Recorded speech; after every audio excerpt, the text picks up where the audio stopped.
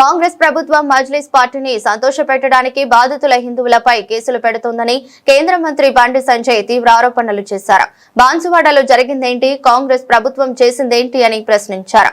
నిందితులపై కాకుండా బాధితులపై కేసులు పెట్టడం దారుణమని మండిపడ్డారు. ఓవైసీ కండ్లలో ఆనందం చూడటం కోసమే రేవంత్ రెడ్డి అమాయక హిందువులను బలి చేస్తున్నాడని ఆగ్రహం వ్యక్తం చేశారు. బాన్సువాడ ఘటనలో అమాయక హిందువులను జైలు పంపి ఓవైసీని సంతోషపరిచిందని ధ్వజమెత్తారు.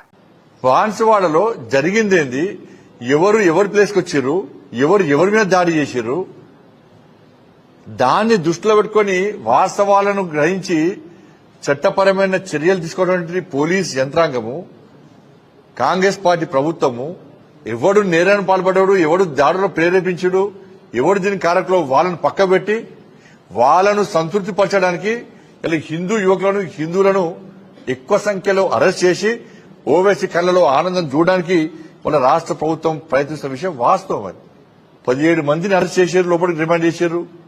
దాదాపు ఇంకా 10-15 మంది ఇలా పోలీసుల బాధ భరించలేక భయపడి చెట్టుకోరు పుట్టగోరు పారిపోయి ఇలా భయానక పరిస్థితులు ఉన్నారు. వాళ్ళ కుటుంబాలు ఏడుస్తున్నాయి. ఇప్పటికీ వాళ్ళందరూ కూలీలాలు చేసుకుని బతికేటోళ్ళు. అందరూ కూడా నా కొడుకు వేడికి వెండో తెలియదు, నా భర్త ఏడికి వెండో తెలియదు, నా మనోడేడికి వెండో తెలియదు, మా తమ్ముడేడికి వెండో తెలియదు. ఫోన్ లేదు, స్విచ్ ఆఫ్ ఉంది. వాళ్ళు వస్తారా రారా, పోలీసులు పట్టుకపోయినరా, ఇప్పుడు మా ఊళ్ళో వేనరా, ఆ కేసుతో ఏం సంబంధం అని చెప్పి వాళ్ళు ఏడుస్తున్నటువంటి దృశ్యాలు ఇప్పుడు మీరే షూట్ చేశారు, వీడియోస్ మీరే తీసుకున్నారు. నాకు ఆరోగ్యం బాగలేదు, వాళ్ళ భార్యకు చెవులు నవ్వడాయి, మాటలు రావు, మనకి ఏం సంబంధం లేదు. కిరాణా సంపాదన కోసం పోతే వీడియోలో ఉన్నాడని చెప్పి పట్టుకపోయారు, ఫోన్ గుంజుకున్నారు, బండి గుంజుకున్నారు. ఎటువంటి ఎదురు చూస్తున్నా జైలుకి వెళ్ళాట. మాకు సమాచారమే లేదు. శ్రీనివాస్ వాళ్ళ తల్లి ఏడుస్తున్నది. ఇది చూసినాక ముఖ్యమంత్రి రాష్ట్ర స్థానం పొందుతారు. దీని విషయం మా బాబు ఏం తెలియదు. ఆయన షాప్ కాడ గొడవలు అవుతున్నాయి. గొడవలైన కాడ నిలబడ్డదే ఘోరం అయిపోయింది. మా బాబు ఆమెకేమో మా కొడుకు మాటలు రావు, చౌలిన వాడే. ఇంకో చిన్న బాబు ఉన్నాడు, నాకేమో ఆరోగ్యం అంత అంటుంది.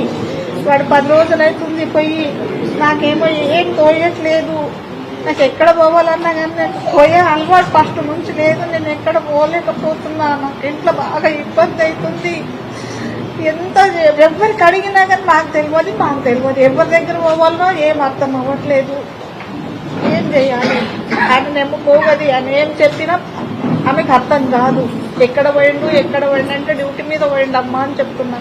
బాబు పప్ప అంటే డ్యూటీ మీద పోయిండు, పప్ప వస్తాడు బాబు అంటే బెంగ పెట్టుకొని బాబుకు జ్వరం వచ్చింది, వాంతులు విరచనమైనవి.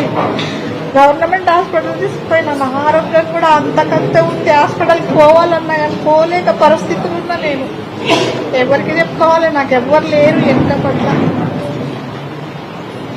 ఎంత బాధ అవుతుందో, నా పానం ఎంత నరకం అవుతుందో. కావాలని మా బాబు కమాయుడికి తీసుకుపోయిండు. ఏం నేరం చేయలే, ఎవరికి ఏమనలే, ఎవరికి ఒక మాట అనలే.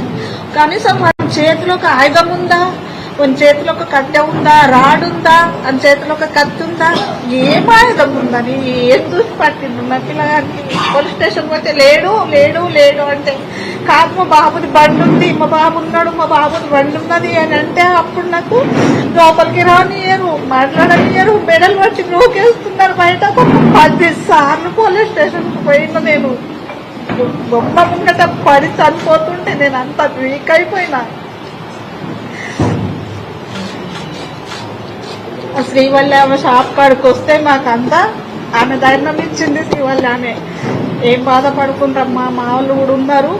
ఆమె ధైర్యం చెప్పేప్పటికే మేము ఇంత పూర్తికి ఏదో ధైర్యంతో ఉన్నా నేను అని ఆమె ధైర్యం చెప్పకపోతే ఈరోజు నేను ఏమైపోతుంటున్నో, నా పిల్లలు ఇప్పుడు ఏమైపోతుండ్రో. ఆమె వెళ్ళలేదు, ఆమె మాట్లాడలేదు, ఎవరు వచ్చినా కానీ సమాధానం చెప్పలేదు.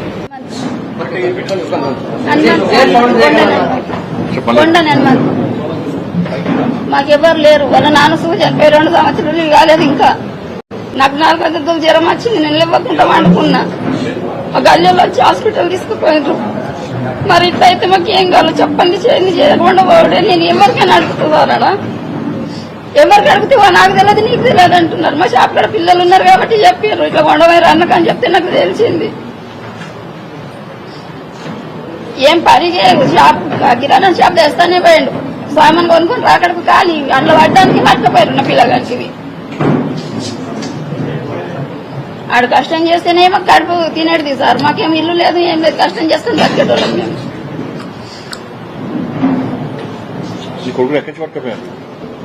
షాప్కి రాగానే వీడియోలో పడ్డాడు. వీడియోలో పడ్డానికి మా షాప్ ఉంది, డీజే షాప్ ఉన్నది, ఆడికి వెళ్ళకుండా పోయాము.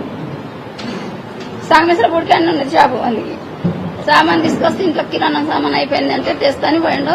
వీడియోలో పడ్డాడు రాకడుకు. మరి కనీసం చెప్పలేరు చేయలేరు, మేము ఎక్కడ లెంగుతాం ఇవాళకు.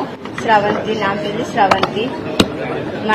మండల్ వచ్చేసి ఎల్లారెడ్డిపేట, జిల్లా సిరిసిల్ల.